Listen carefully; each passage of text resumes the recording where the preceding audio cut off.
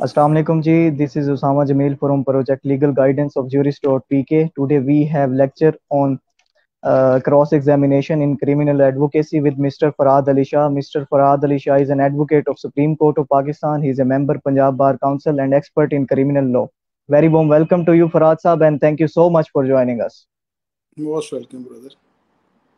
नाजरीन, cross examination को basically ये कहा जाता है कि ये ऐसा फन है या आर्ट है जिससे सच्चाई की तरफ जो है वो राह गामजन होती है और सच्चाई को पाया जाता है। तो मैं टाइम ज़ाया किए बगैर जो हमारे आज के मुअज़्ज़िज़ गेस्ट हैं फरहाद अली शाह साहब, उनकी जानिब आऊँगा। फरहाद अली शाह साहब, सर आपसे जानना चाहेंगे ये क्रॉस एग्जामिनेशन जो है ये बेसिकली होता क्या है सर? नाजरीन को बताइएगा।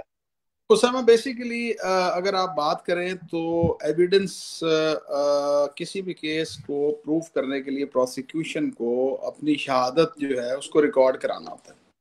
और एग्जामिनेशन इन चीफ और क्रॉस एग्जामिनेशन ये लाजिम और मलजूम है। अगर आप कानून शहादत का सीक्वेंस देखें तो आर्टिकल 132 और आर्टिकल 133 जो है बेसिक लॉ है जो क्रॉस एग्जामिनेशन को प्रोवाइड करता है एक as a right of accused कि अगर आप प्रोसिक्यूशन को राइट देंगे अपनी शहादत रिकॉर्ड कराने का तो वो एग्जामिनेशन इन चीफ कहलाती है।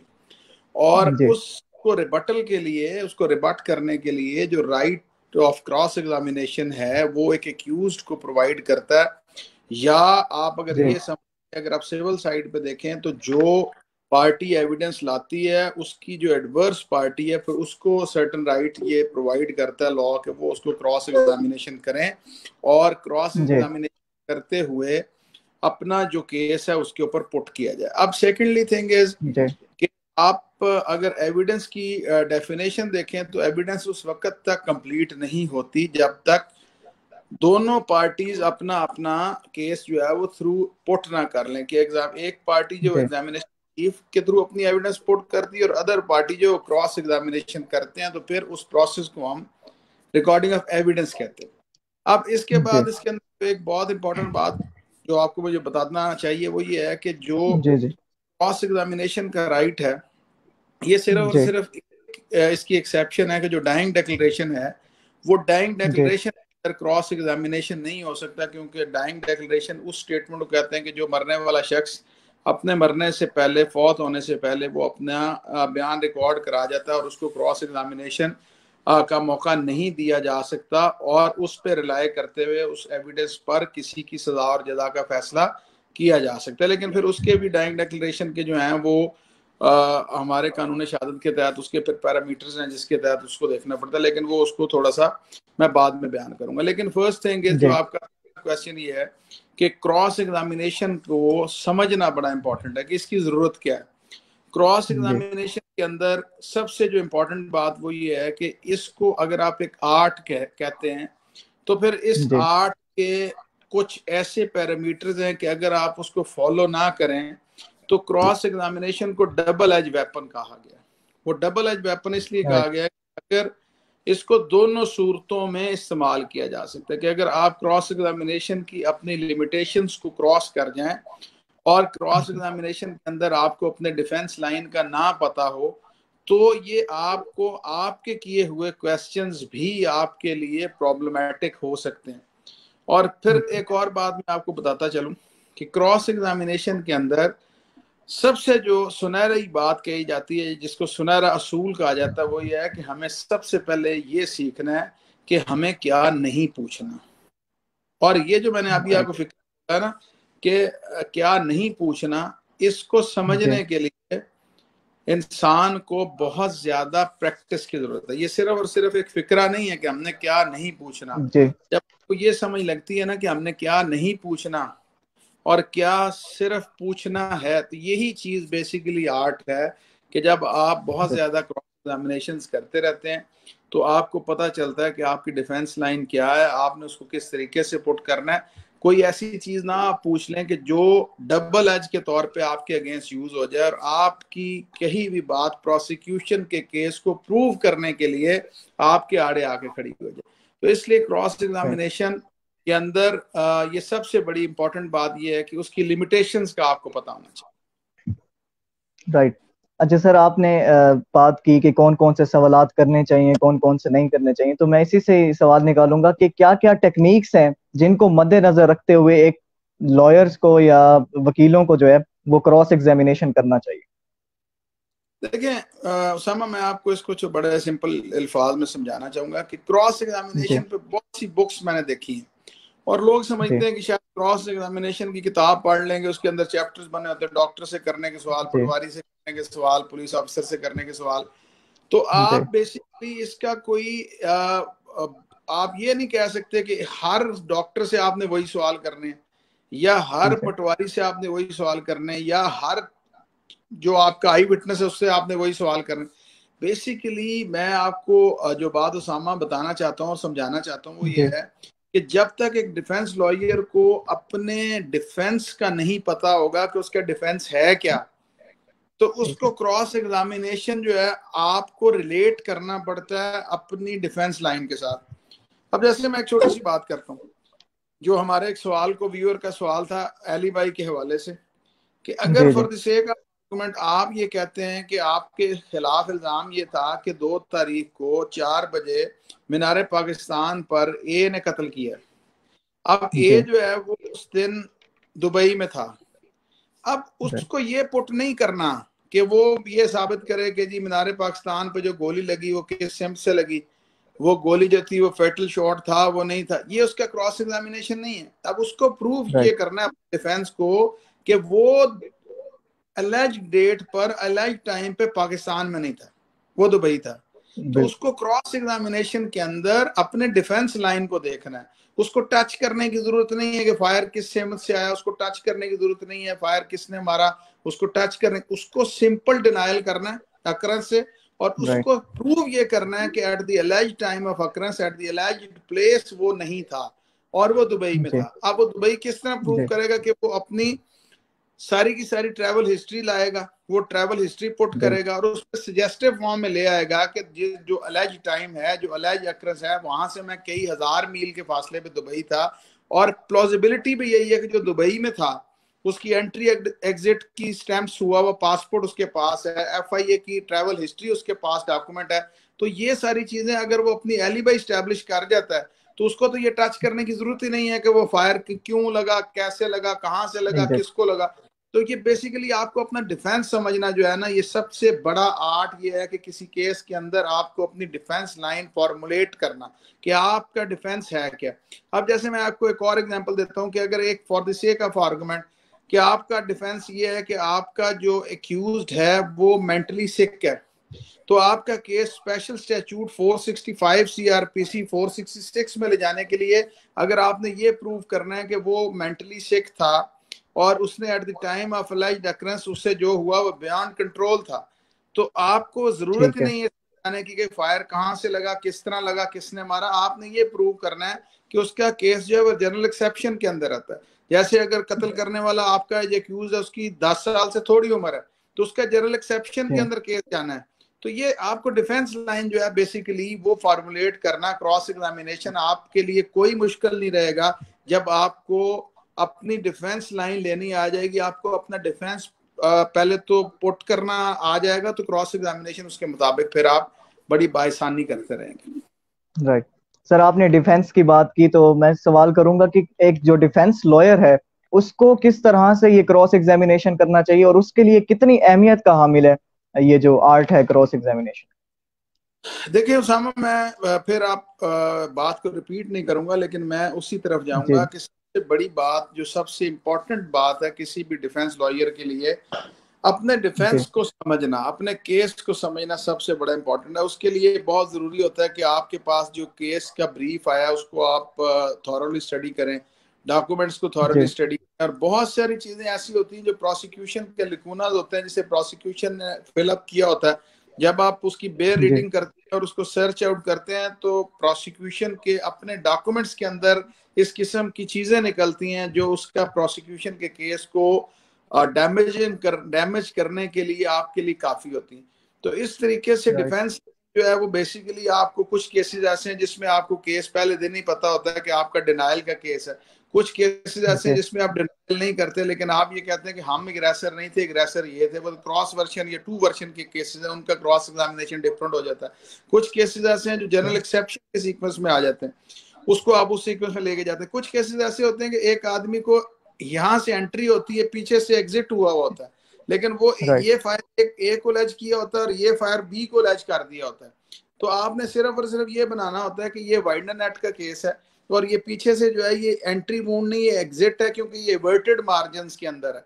तो इस सीक्वेंस के जी अंदर बहुत इंपॉर्टेंट जो हो जाता है वो डॉक्टर हो जाता है, कि डॉक्टर से आप ये पुट करते हैं कि ये देखें ये जो है इसके मार्जिन जो हैं इंजरी के वो एवर्टेड साइड पे हैं, ये एंट्री वूंड राइट नहीं है, एग्जिट वूंड है। तो डॉक्टर कहता है कि ये ठीक है, ये बिल्कुल एग्जिट वूंड है, तो आपको मजीद क्रॉस एग्जामिनेशन की जरूरत नहीं है। और वो आपकी लिमिटेशन ये है कि आपने स्टैब्लिश ये करना है कि जो फायर आप पे अलाज किया गया वो फायर जो है जी वो फायर एग्जिट वूंड था, वो कभी एंट्री वूंड नहीं था। और अगर आप ये स्टैब्लिश राइट कर लेते हैं तो एग्जिट वूंड है, तो आप, मैं समझता हूँ कि उसके बाद मजीद आपको प्रोसिक्यूशन का केस शटर करने की जरूरत नहीं होती। राइट। अच्छा फरहाद साहब, जो हमें यंग लॉ स्टूडेंट्स देख रहे हैं या यंग लॉ ग्रेजुएट्स देख रहे हैं, तो उनको बताइएगा सर क्या क्या रिलेटेड लॉज हैं क्रॉस एग्जामिनेशन के, ये बताइएगा सर। समझ, सबसे पहले तो ये है कि क्रॉस एग्जामिनेशन के लिए बेसिक जो आपको क्रिमिनल साइड के ऊपर आपको सबसे जी पहले तो जी सीआर ग्रिप होनी चाहिए आपकी। और सेकंड थिंग राइट इज कि आपका मेडिकल जूरिस्प्रूडेंस पे आपकी ग्रिप होनी चाहिए। थर्डली राइट आपको कानून शहादत के ऊपर ग्रिप होने चाहिए। फोर्थली आपको जो लेटेस्ट लॉ होता है, जो लेटेस्ट जी जी इंटरप्रिटेशन आपकी लॉ की, जो आपको राइट जजमेंट की सूरत में आते हैं, आप उसको पढ़ते हैं। जैसे for the sake of argument अभी अभी रिसेंटली एपेक्स के सुप्रीम कोर्ट ने ओमनी बस प्रिंसिपल इंट्रोड्यूस करा दिया, shifting the grain from the chef, जो पिछले 50-60 साल से आपका प्रिंसिपल चल रहा था कि जिस हद तक जी सच्चा है उस हद तक आप सजा दे दें, और जिस हद तक उसके एविडेंस आपको झूठी लगती है उस हद तक आप डाउट का फायदा देते हुए एक्यूज को बरी कर दे। कुछ लोगों को सेम एविडेंस पे राइट बरी कर दिया जाता था और कुछ लोगों को सेम एविडेंस पर सजा दे दी जाती थी। सजा safety grain from the chef का प्रिंसिपल था। लेकिन रिसेंटली जी अभी अभी जो आपका कांस्टेबल खिजर याद केस के अंदर एपेक्स अगर सुप्रीम कोर्ट ने जो डिसाइड किया, that is reported on PLJ 2019 supreme court 265 का जो केस ला आया, उसके अंदर उन्होंने डिसाइड जी जी किया कि मुदई का बयान का कुछ हिस्सा झूठ पर मबनी है और स्टैब्लिश होगा कि ये झूठ बोल रहा है, तो इसकी पूरी की पूरी जी एविडेंस को डिस्कार्ड कर दिया जाए, shifting the grain from the chef ना किया जाए और उसको पीस मिल में ना लिया जाए। बल्कि उसका ये है कि अगर वो झूठा तस्वर किया जा रहा है तो फिर तमाम एक्यूज पर्सन को कतई नजर जी इस बात कि किस हद तक झूठा और किस हद तक सच्चा, शक का फायदा देके तमाम लोगों को बरी कर दिया जाए। तो इस तरीके से अब राइट ये जजमेंट अगर आपने पढ़ी होगी तो उस जजमेंट के मुताबिक आप उसको उसके तहत अपने केस को लेके चलेंगे तो आपके लिए आसानी हो जाएगी। लेकिन साहब मैं एक और आपको बात बताते चलूं कि जी जी रिसेंट जी जजमेंट जो है वो जब आप पढ़ रहे होते हैं तो आपके जी लिए नई से नई क्रिएटिविटी होती है कि अगर for the sake of argument अभी रिसेंटली एपेक्स अगर सुप्रीम कोर्ट ने इन ईयर 2017 डिसाइड किया, पीएलडी 2017 सुप्रीम कोर्ट पेज 151 पे डिसाइड किया, उसके बाद पेज 57 पे डिसाइड किया उन्होंने कि आपका जो right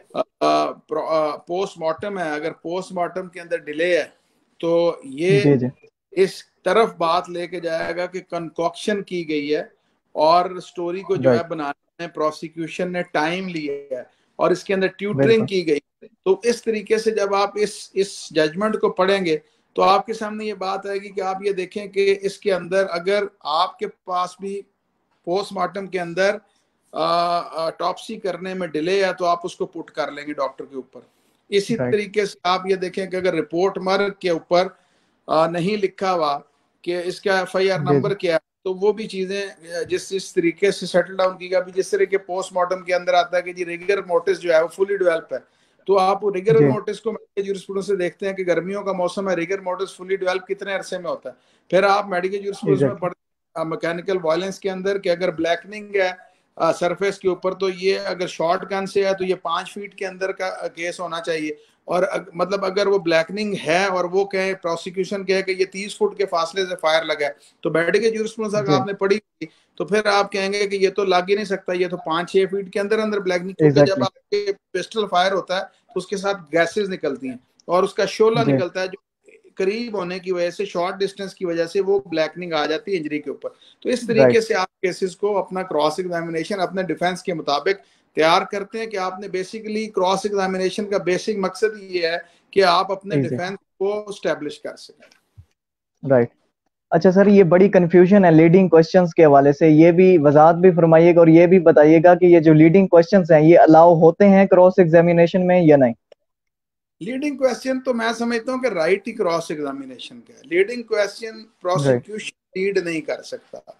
for the sake of right. Argument अगर आप लीडिंग क्वेश्चन को आसान अल्फाज में समझना चाहें तो अगर जी मैं आपको ये कहूं, उसामा, जी मैं आपसे जी जी कहूं कि जी जी इस वक्त 9:17 हुए हैं, तो आप क्या जवाब जी देंगे? बिल्कुल यस, 9 17 ही हुए हैं। हाँ। जी, हाँ जी कहेंगे। और अगर जी मैं कहूँ बिल्कुल। क्या टाइम हुआ है? तो मैं बताऊंगा 9:17। अब जो आपको मैंने ये पूछा है ना कि उसामा ये 9:17 जी ही है, आपने कहा हाँ, तो ये जी लीडिंग है जी कि मैं बिल्कुल। आपके मुंह को लफ्ज डाल रहा हूँ जी और आपसे पूछ रहा हूँ ना कि क्या टाइम है, आप टाइम बता रहे हैं, तो ये लीड नहीं है। राइट बेसिक मैंने आपको प्रैक्टिकली करके दिखाया कि what leading question meant for, क्या है लीड करना। तो ये राइट बेसिकली प्रोसिक्यूशन का राइट नहीं है। ये राइट क्रॉस एग्जामिनेशन के अंदर लीड कर सकते हैं, लेकिन प्रोसिक्यूशन कई दफा कहती है कि आपके क्वेश्चन के ऊपर वो इररेलेवेंसी के सीक्वेंस में लेके जाते हैं कि ये जज साहब ये जी रेलिवेंट क्वेश्चन नहीं है, कि ये स्कैंडलस राइट क्वेश्चन। कुछ ऐसी हमारे पास क्रॉस एग्जामिनेशन के हवाले से कुछ ऐसे जरूर लिमिटेशंस हैं, जैसे आप अगर किसी को स्कैंडलाइज करने की कोशिश करें किसी भी जी जी विटनेस को, तो उसको कोर्ट आपको रोक सकती है। लेकिन अगर आपका डिफेंस इस राइट किस्म, जैसे for the sake of argument rape case के अंदर आपका डिफेंस ये है कि जो विक्टिम है she is a lady of easy virtue, और आपने ये जी स्टैब्लिश करना हो कि ये जो है इस किस्म के झूठे पर्चे दर्ज कराती है क्योंकि इसका किरदार ठीक नहीं है। तो ये स्कैंडलस राइट क्वेश्चन नहीं, ये रेलिवेंट क्वेश्चन है आपके केस के हवाले से। तो इस तरीके से राइट ये चलता है। राइट। अच्छा सर, एक सवाल ये था कि एक्सपलकेटरी स्टेटमेंट और इनकल्पेटरी स्टेटमेंट जो है, इनमें डिफरेंस क्या है अगर? जी जी एक्सकल्पेटरी एंड इनकल्पेटरी, जी। ये अगर बेसिकली, एक्सकल्पेटरी जो है वो अगर क्वेश्चन आ गया विटनेस की तरफ से, तो उसके ऊपर क्रॉस एग्जामिन किस तरह किया जाएगा? नहीं नहीं नहीं, एक्सकल्पेटरी या इनकल्पेटरी विटनेस की तरफ से नहीं आता।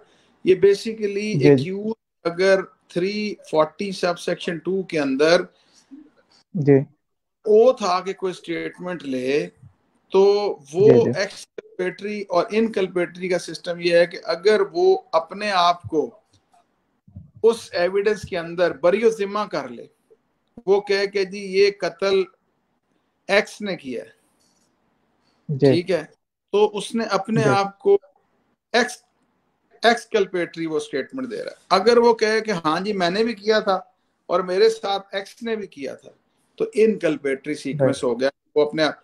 लेकिन इस पे लॉ जो है राइट ये एपेक्स अगर सुप्रीम कोर्ट ने, मिस्टर जस्टिस खोस्ता साहब ने डिसाइड किया 2013 में सुप्रीम कोर्ट 363 पेज पे, और उसके अंदर उन्होंने जी ये कहा कि इस स्टेटमेंट को आप लेंगे इन टोटो, कि टोटली इस केस को अगर आप उसको ये कहें कि जिसने अपने आप को मतलब उस स्टेटमेंट को इन पीस में, मतलब उसको पीस करके नहीं लिया जाएगा, बल्कि उसको टोटली आप लेंगे राइट या टोटली आप उसको डिस्कार्ड कर देंगे, मतलब उसमें से पीसेस नहीं निकालेंगे।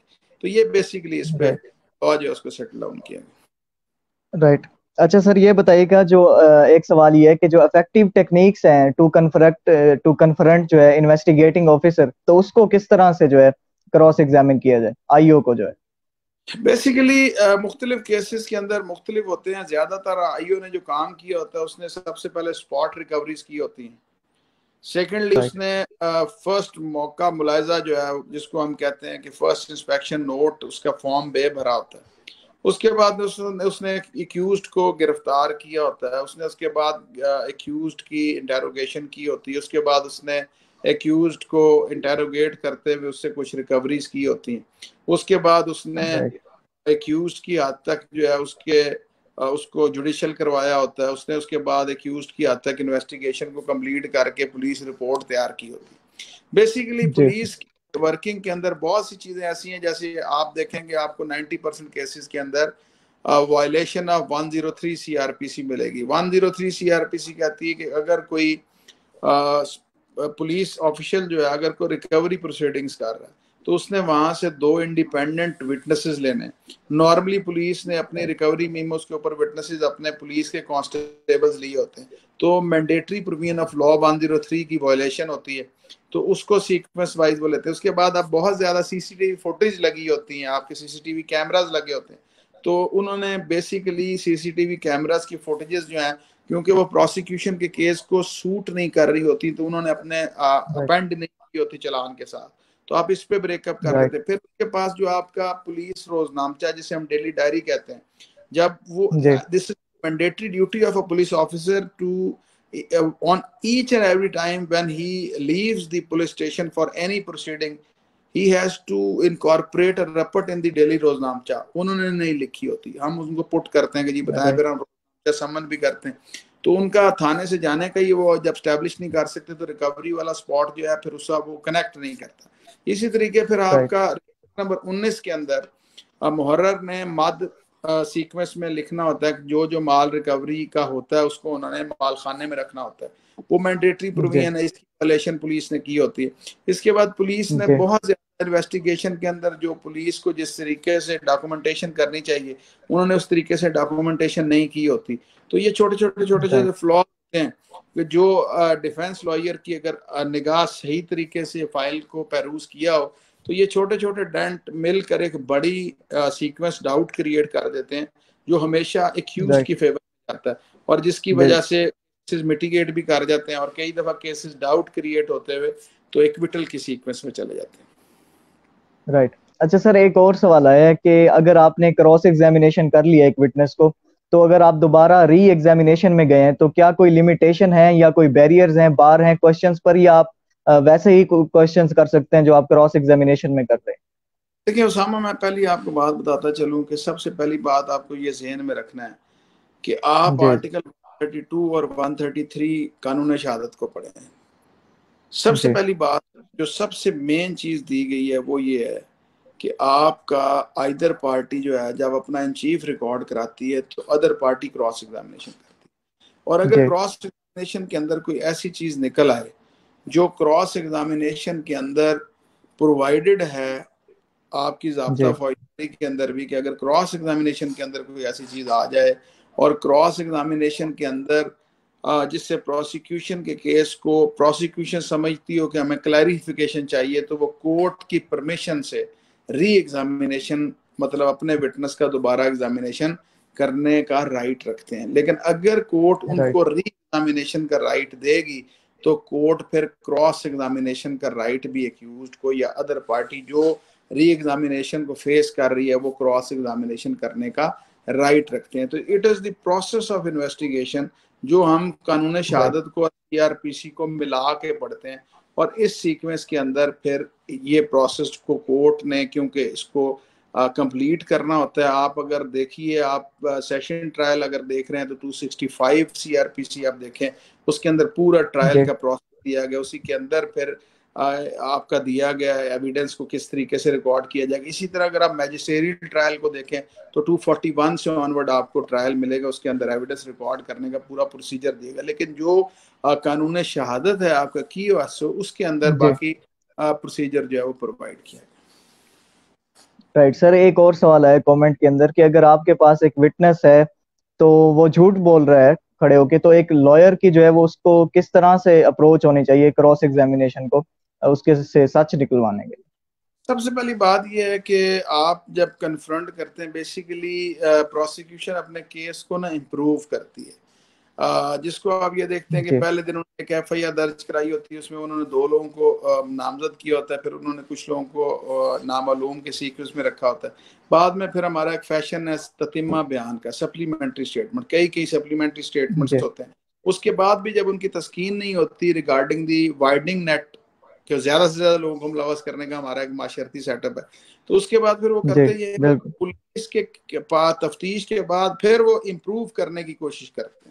और वो इम्प्रूवमेंट के अंदर आके जो उन्होंने अपना 161 का स्टेटमेंट लिखाया होता है या मुद्दई ने अपनी 154 की एफआईआर लिखाई होती है, तो जब इन चीफ जी, रिकॉर्ड कराते हैं तो उसमें इम्प्रूव करते हैं, नाम चेंज कर राइट, देते हैं, रोल चेंज कर देते हैं। तो जो आपके पास जब अगर आप सेशन ट्रायल की बात करें तो 265C के तहत आपको एक्यूज्ड को copies free of cost provide की गई है, और वो स्टेटमेंट्स राइट, की कॉपीज होती हैं, डॉक्यूमेंट्स की कॉपीज होती हैं, जिसकी वजह ये होती है कि आप 161 के तहत वो कॉपीज लेते हैं कि कल को जब आप इम्प्रूव करें या अपनी कोई चीज जो है उसको वो उसमें से मिनिमाइज कर दें, निकाल लें किसी चीज को, तो आप उन डॉक्यूमेंट उस 161 के स्टेटमेंट से उन्हें कन्फ्रंट कराते हैं कि देखें जी आपने अपना जो राइट, पुलिस को बयान दिया था उसमें आपने लिखाया था कि ए ने फायर किया, आज आप अदालत में कह रहे हैं बी ने फायर किया, कहता नहीं जी मैंने नहीं लिखवाया, तो आप उसको दिखाते हैं कि ये देखो ये तुमने ए को लिखवाया था। तो फिर अगर वहां पे उसी तरह से हो तो जज साहब लिखाते हैं confronted with exhibit so and so, exhibit D A, मतलब जो 161 का स्टेटमेंट उसको एग्जिबिट कर लेते हैं, where it is right, not so recorded अगर नहीं है, और अगर वहां था और ये यहाँ पे माइनस कर रहा है तो where it was so recorded. तो इस तरीके से एविडेंस के राइट, अंदर वो कन्फ्रंटेशन आ जाती है, जितनी कन्फ्रंटेशन ज्यादा होती जाती है उतना केस डाउट की तरफ जाता चला जी, जाता है। राइट। अच्छा सर, ये दोबारा क्वेश्चन आया एक और लीडिंग क्वेश्चन के हवाले से कि what is the importance of leading question in cross examination? Leading question basically cross examination के अंदर आप अपने डिफेंस की फोर कॉर्नर्स के अंदर चीजों को ज्यादा से ज्यादा क्लैरिफाई करने के लिए, अपने डिफेंस को स्टैब्लिश करने के लिए लीड करवाते हैं। जैसे फॉर द सेक ऑफ जी, आर्गुमेंट, मैंने एक केस के अंदर वीडियो फुटेज जी, बनी हुई थी जिस पे प्रोसिक्यूशन रिलाय कर रही थी, तो मैंने उन्हें कहा जी, कि आप इस प्रोसिक्यूशन की इस एविडेंस को इस अदालत में चलवाएं। तो जब उन्होंने चलवाई जी, तो उन्होंने देखा उसने लड़के ने फायर किया और वो फायर लग गया दूसरे दूसरे बंदे को जो फौत हुआ था। तो मैंने उसे राइट, किया लीड करते हुए कंप्लेनेंट को कि ये देखो, ये तुम फिल्म देख रहे हो, ये वही फिल्म है जो तुम्हारे केस के साथ तुमने अपेंड करवाई, जी बिल्कुल ये वही है, ये वही फिल्म है जो तुमने सीसीटीवी फुटेज से रिकॉर्ड करके तफ्तीशी को थी, जी बिल्कुल दी थी। मैंने कहा देखो ये वही है राइट, सीन, जी बिल्कुल वही है। मैंने कहा देखो इसके अंदर ये जो फायर जब कर रहा है तो इसको ये जफ्फी डाल रहा था, मतलब इससे गले मिल रहा था, जी, दुरुस्त है, जी, जी, जी दुरुस्त है। मैंने कहा राइट, देखो जब फायर लग गया उसने गन अपनी परे रख दी है और वो बाकी नमाजियों के साथ मिलके इसको उठा रहा है और उठा के इसको मदद राइट, कर रहा है, जान बचाने की कोशिश कर रहा है। वो कहता जी बिल्कुल जी, इसी तरह। कहता देखो तुम्हारे इस वीडियो के अंदर ना तुम नजर आ रहे ना तुम्हारे गवाह नजर आ रहे हैं। वो कहता जी बिल्कुल मैं नजर नहीं आ रहा। मैं कहता इसीलिए नजर आ रहा है कि तुम मौके पे मौजूद नहीं थे। तो ये लीड करवाने का राइट, मकसद है कि आप उसको अपने फोर कॉर्नर्स जो आपने बनाए हुए हैं डिफेंस जी, सेट डिफेंस को स्टैब्लिश करने के लिए, तो केस को उसके अंदर ले जाने के लिए आपको ये लीड करना पड़ता है। जी। सर, एक और सवाल आया है कि क्या क्या एथिकल रिस्पॉन्सिबिलिटीज हैं लॉयर्स की कि जब जो है आप देखते हैं कि विटनेसेस जो हैं या गवाह हैं उनको फोर्स किया जाता है, नैरेटिव को मैनिपुलेट किया जाता है और मनगढ़ंत जो है उन कहानियां सुनाई जाती हैं, फिर वो आके उस तरह से ही अदालत में बयान करते हैं, तो एक एथिकल रिस्पॉन्सिबिलिटी इस सूरत हाल में क्या है? देखिए सबसे बड़ी एथिकल यही है कि आपको एक जेंटलमैन सीक्वेंस को लेके चलना होता है, क्योंकि आप जी, लॉयर हैं और लॉयर जो है ऑफिसर ऑफ द कोर्ट होता है, और ये जिम्मेदारी बिल्कुल, आपकी सबसे बड़ी होती है कि जो आपका अदालत का माहौल है वो कभी भी खराब ना हो। मैं देखता हूँ कि कुछ लॉयर्स की आदत होती है कि वो एक डरा धमका के अपने मतलब अपने मर्जी की बात जी, निकलवाना चाहते हैं। तो उस किस्म का मैं समझता बिल्कुल, हूँ एथिकली हमें ये सोचना चाहिए कि बी जेंटल, और जेंटलमैन सीक्वेंस के अंदर राइट, आपने चलना होता है, और आपका यही आर्ट यही है कि आप लड़े भी ना और आप सच की राइट, खोज भी कर लें और उस सच को उस एविडेंस से बिल्कुल, निकाल के अपने डिफेंस को स्टैब्लिश भी कर लें। तो यही आर्ट है। अगर आप लड़ना शुरू कर देंगे, और एक और बात मैं आपको बताता चलूं कि जब तक डिफेंस लॉयर अपने नर्वस जी, सिस्टम पे, अपने ब्लड प्रेशर पे कंट्रोल नहीं करेगा ना, मैं उसको कभी भी एक अच्छा जी, डिफेंस लॉयर नहीं तस्वर कर सकता। जितना आप राइट, अपने इमोशंस को कंट्रोल करेंगे, जितना आप अपने ब्लड प्रेशर आपके कंट्रोल में होगा, जितने आपके अपने एक्शंस आपके कंट्रोल में होंगे, उतना अच्छा क्रॉस एग्जामिनेशन आप कर रहे हैं। राइट। अच्छा सर, ये भी एक बात सुनने को मिलती है, कही जाती है कि वकील को ड्यूरिंग क्रॉस एग्जामिनेशन एक अच्छा साइकोलॉजिस्ट होना चाहिए और दिमाग को पढ़ने वाला बंदा होना चाहिए, तो इस बात को किस तरह से देखते साइकोलॉजिकली बहुत सी चीज़ें जो होती हैं वो हम, क्योंकि बेशुमार लोगों से मिलते हैं, पब्लिक डीलिंग, हम लॉयर्स की प्रोफेशन के अंदर पब्लिक डीलिंग बहुत ज़्यादा जी हमारी ये हो जाती है। हम दोनों साइड, वर्सटाइल सा प्रोफेशन है। आप एक केस में आप कंप्लेनेंट साइड से होते हैं, दूसरे केस में आप एक्यूज साइड से होते हैं। तो दोनों साइड का जी काम करते करते करते आप बिल्कुल साइकोलॉजिकल चीज़ों के साथ आप बहुत ज़्यादा, आपका माइंड जो है वो शार्प हो जाता है।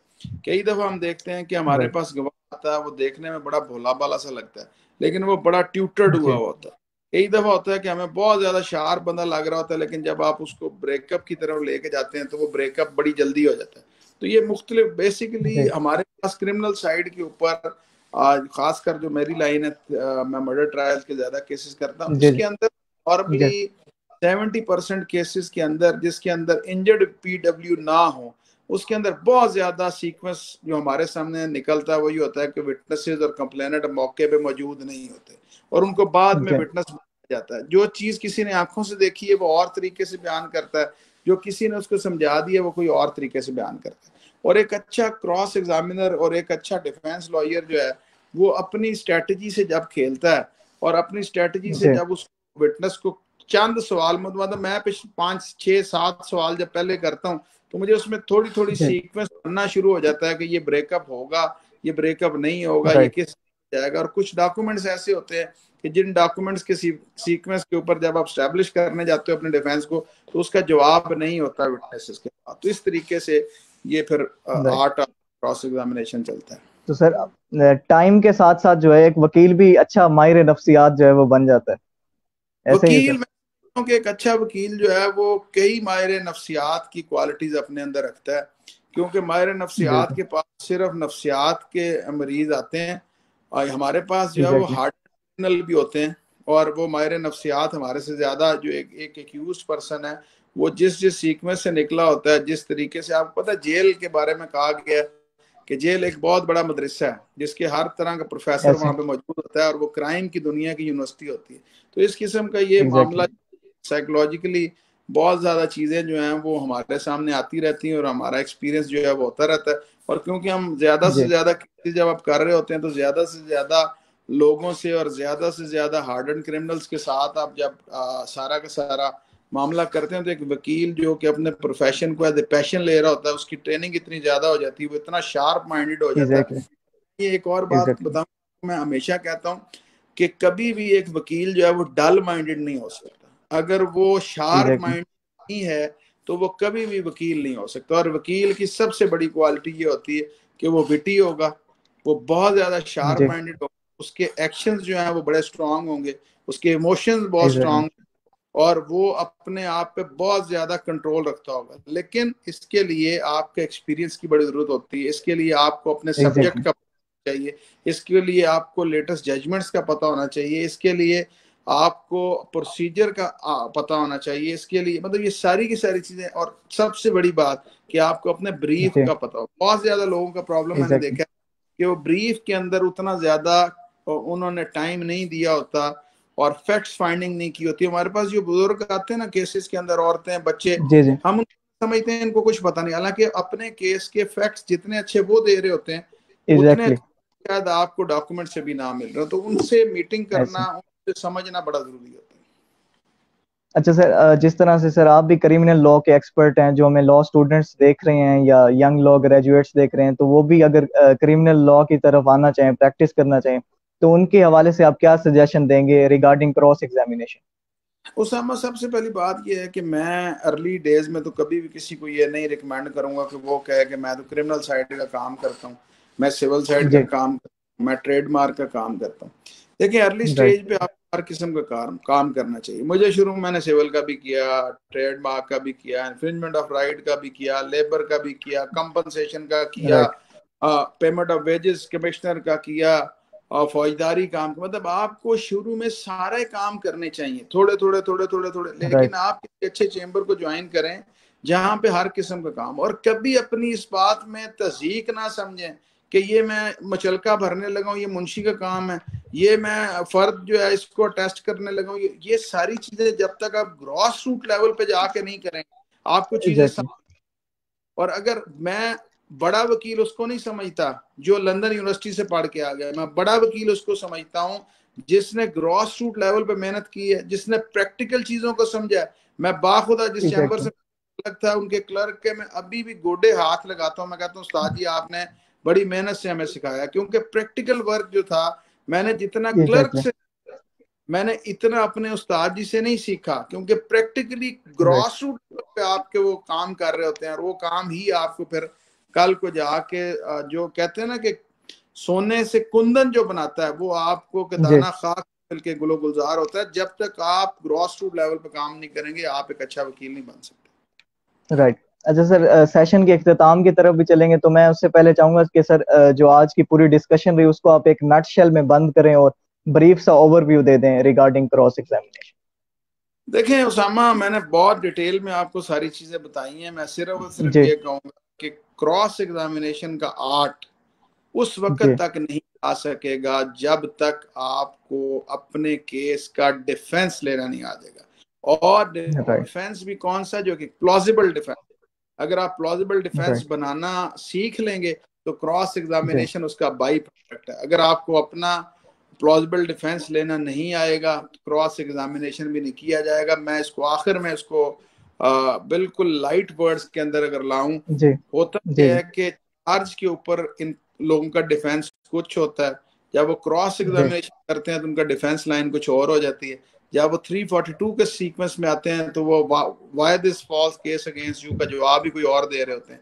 तो जब तक आप प्लॉजिबल डिफेंस नहीं लेंगे from the very first day, उस वक्त तक आपका क्रॉस एग्जामिनेशन का कोई फायदा नहीं है, बल्कि वो डबल एज वेपन के तौर पर यूज होगा, और आपके किए हुए क्रॉस एग्जामिनेशन की वजह से प्रोसिक्यूशन का ना साबित होने वाला केस भी साबित होता नजर आएगा। Right sir. सर, कोई ऐसी चीज जो रह गई हो आप ऐड करना चाहते हो तो सर प्लीज ऐड कीजिएगा। मैं इसमें सबसे जो और इम्पोर्टेंट बात मैं समझता हूँ कि इसके अंदर जी।